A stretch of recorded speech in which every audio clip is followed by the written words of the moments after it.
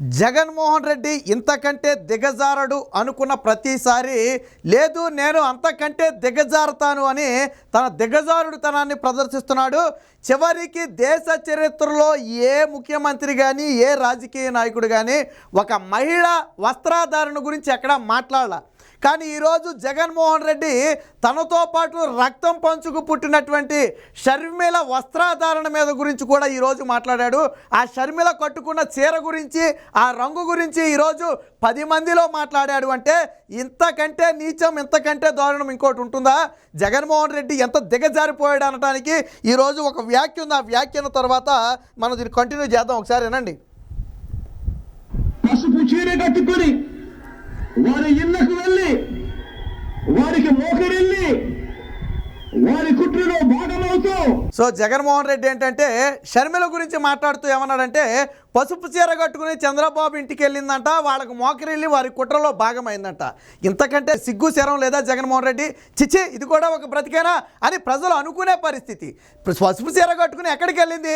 తన కుమారుడు పెళ్లి కార్డు ఇవ్వడానికి వెళ్ళింది. ఇప్పుడు రాష్ట్రంలో ఎంతోమంది బులుగు చీరలు కట్టుకున్నారు. అంతెందుకు, చంద్రబాబు నాయుడు గారి సతీమణి భువనేశ్వర్ గారు కూడా కట్టుకున్నారు. అలాగే పవన్ కళ్యాణ్ భార్య కూడా కట్టుకుని ఉంటుంది. కానీ ఏ రోజు వాళ్ళు విమర్శించి వీళ్ళు బులుగు చీర కట్టుకుని జగన్మోహన్ రెడ్డికి సపోర్ట్ చేశారని ఏ రోజు అనలేదే. పసుపు అనేది శుభసూచకం. నీకు ఇచ్చిన కార్డుకు కూడా చివర పసుపు రంగే పెట్టి ఆ పసుపుని అద్దే ఇచ్చుంటారు. ఎందుకంటే పసుపు అనేది ఒక శుభానికి సూచిక. చివరికి నీ చెల్లి కట్టుకున్న చీర గురించి మాట్లాడావు. పైగా తన కొడుకు పెళ్లి కార్డు ఇవ్వడానికి చంద్రబాబు గారి ఇంటికి వెళ్తే దాన్ని కూడా నీచమైన రాజకీయానికి వాడుకున్నావంటే ఇది కూడా ఒక బ్రతికేనా అని నాకు అర్థం కావట్లా. తర్వాత నువ్వు కొన్ని మాటలు మాట్లాడావు. ఎవరైతే రాజశేఖర్ రెడ్డిని కుట్రలో భాగస్వామ్యం చేశారో, ఎవరైతే రాజశేఖర్ రెడ్డి మీద కేసులు పెట్టారో వాళ్లతో ఈరోజు షర్మిల చేతులు కలిపిందని మాట్లాడు. రాజశేఖర్ రెడ్డి మీద కేసులు పెట్టింది కాంగ్రెస్ పార్టీ కాదే. రాజశేఖర్ రెడ్డిని అందులో ముద్దాయిగా చేసింది నువ్వు తండ్రి చనిపోయిన తర్వాత ఏమన్నావు? నువ్వు నాకేం సంబంధం లేదు, నా తండ్రి మంత్రివర్గం తీసుకున్న నిర్ణయాలకు అనుగుణంగానే నాకు పెట్టుబడులు పెట్టారు తప్ప నాకేముంది సంబంధం అని చెప్పి నీ తండ్రిని కూడా ఈ కోపంలోకి లాగిన ఆ దుష్టుడు ఎవడైనా ఉన్నాడంటే అది జగన్మోహన్ రెడ్డి. ఉండవల్లి లాంటి వాళ్ళే చెప్పారు కదా నీ చరిత్ర మొత్తం కూడా.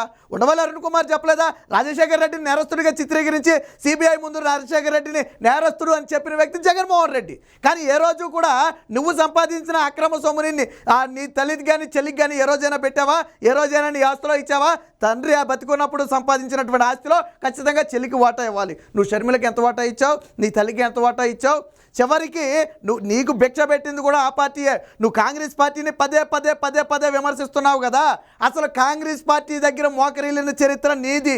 నీ కేసుల్లో బయటికి రావడం కోసం సిగ్గు లజ్జ వదిలేసి నీ భార్య భారతీ రెడ్డిని బ్రదర్ అనిల్ ద్వారా రాయబారానికి నువ్వు ఢిల్లీ పంపావా లేదా? సోనియా గాంధీ, రాహుల్ గాంధీ కాళ్ళ మీద పడిన తర్వాత కదా నీకు ఆ బెయిల్ వచ్చింది. కాదని నువ్వు చెప్పగలవా? నీ సొంత చెల్లి చెప్పింది. నా భర్త బ్రదర్ అనిల్ ద్వారా ఆ భారతీరెడ్డి ఢిల్లీ వెళ్ళి మోకరిల్లిన తర్వాతే జగన్మోహన్ రెడ్డికి బెయిల్ వచ్చిందని చెప్పి నీ సొంత చెల్లి చెప్పింది. కాదని నువ్వు చెప్పగలవా? కాబట్టి మోకరిల్లే నైజం నీది. అక్కడ ఆ రోజు కేసుల మాఫీ కోసం సోనియా గాంధీకి మోకరిల్లావు, ఈరోజు నరేంద్ర మోదీకి మోకరిల్లావు. ఆంధ్ర రాగానే ఆయన కాళ్ళు పట్టుకున్న నీచ చరిత్ర ఎవరిది? దేశంలో ఎవరు నరేంద్ర మోదీ కాళ్ళు ఏ ముఖ్యమంత్రి దిగజారి పట్టుకోలేదే. గౌరవం కోసం నమస్కారం చేసి ఉండొచ్చు, కానీ నీలాగా కేసుల మాఫీ కోసం కాళ్ళ మీద పడి ప్రాకులాడిన చరిత్ర ఎవరికీ లేదు.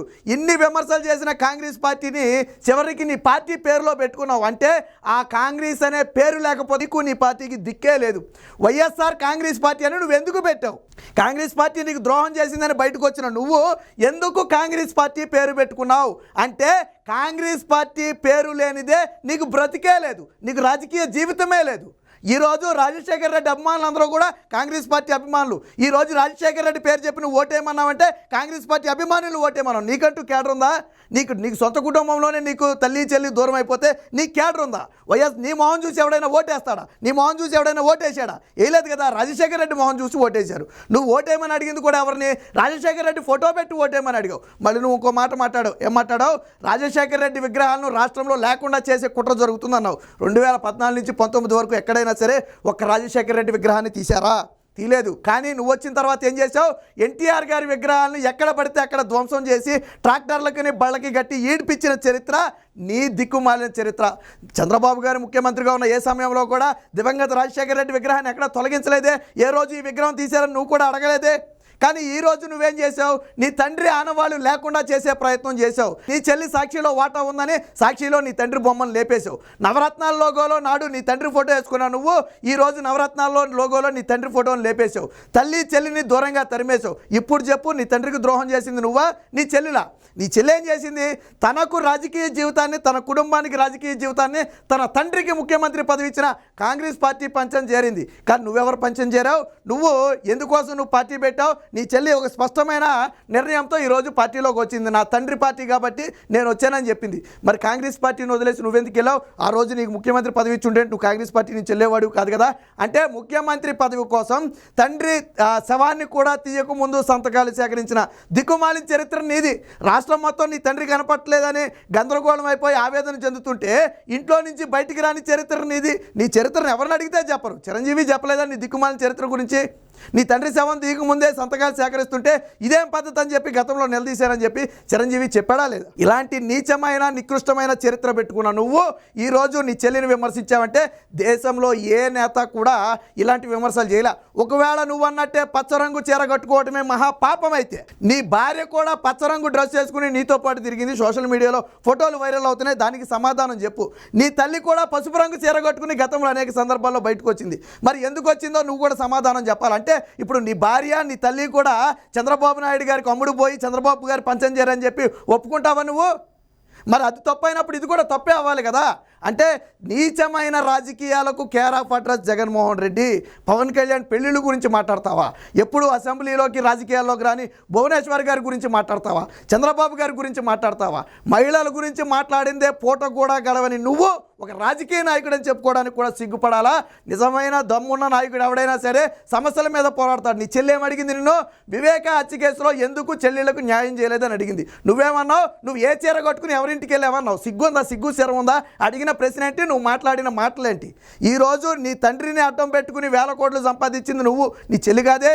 పోనీ నువ్వు సంపాదించిన ఆస్తిలో ఏదైనా నీ చెల్లికి ఇచ్చావా? నీ తల్లికి ఇచ్చావా? ఈరోజు ఇంకా సిగ్గు, ఎంత సిగ్గుమాలిన బ్రతుకంటే నా తల్లి నా చెల్లి ఎవరి మాటో విన్నారని చెప్పడానికి సిగ్గు లేదు నీకు? నీ సొంత కుటుంబం నీ మాట అనకుండా పక్కనోడు మాటిందని చెప్పడానికి సిగ్గు శరం లేదు? ప్రజలు కాండ్రించి వస్తారని ఇంగిత జ్ఞానం లేదు? నీ కుటుంబం ఎందుకు నీ మాట వినలేదని ఈరోజు రాష్ట్ర ప్రజలు అడుగుతున్నారు. సమాధానం చెప్పు. జగన్మోహన్ రెడ్డిని నిలదీసి ఒకటే మాట, నీ తల్లి చెల్లి నీ మాట ఎందుకు వినలేదు? నీ కోసం అహర్నిశలో కృషి చేసిన వాళ్ళు ఈరోజు ఎందుకు బయటకు వెళ్ళిపోయారనే ప్రశ్నకు జగన్మోహన్ రెడ్డి దగ్గర సమాధానం ఉందా? నీచ రాజకీయాలకు కేర్ ఆఫ్ అడ్రస్గా మారిన జగన్మోహన్ రెడ్డి మొదటి నుంచి కూడా ఆడవాళ్ళ మీద రాజకీయాలు చేయడం అలవాటు. పవన్ కళ్యాణ్ అంట ఏదో ఆ పిల్లాన్ని రంగులు మార్చినట్టు మారుస్తాడని చెప్పి విమర్శిస్తావా? పవన్ కళ్యాణ్ పెళ్ళిళ్ళు చేసుకున్న వాళ్ళు ఏమన్నా నీ బంధువులా? నీకేమైనా తోబుట్టువులా? నీకేంటి సంబంధం? ఆయన రాజ్యాంగబద్ధంగా చేసుకున్నాడు. రాజ్యాంగం హక్కు కల్పించింది. ఎవరికైనా అన్యాయం చేశారా? ఎవరైనా వచ్చి అడిగారా? పవన్ కళ్యాణ్ నాకు పెళ్లి చేసుకుని అన్యాయం చేశాడని ఎవరైనా బయటకు వచ్చి మాట్లాడారా? మరి నీకెందుకు వాళ్ళ పిల్లల గురించి పెళ్ళిళ్ళ గురించి? నీ కుటుంబంలో లేవా ఈ చరిత్రలు మొత్తం? రాజారెడ్డి దగ్గర నుంచి తీసుకుంటే మీ అందరికీ ఒక్కొక్కరికి ఎంతమంది? నీకు అధికారికంగా ఒకళ్ళు అయితే అనధికారికంగా ఎంతమంది? గతంలో అనేక విమర్శలు వచ్చాయి. దానికి నువ్వు సమాధానం చెప్పగలవా? కాబట్టి ఇలాంటి మాటలు మాట్లాడేటప్పుడు ఒళ్ళు దగ్గర పెట్టుకోవాలి. జగన్మోహన్ రెడ్డి మహిళలనే కాదు, ఈరోజు సొంత తల్లిని చెల్లిని కూడా కించపరిచి తన హీనమైన బ్రతుకుని మరొకసారి బయట పెట్టుకున్నాడు.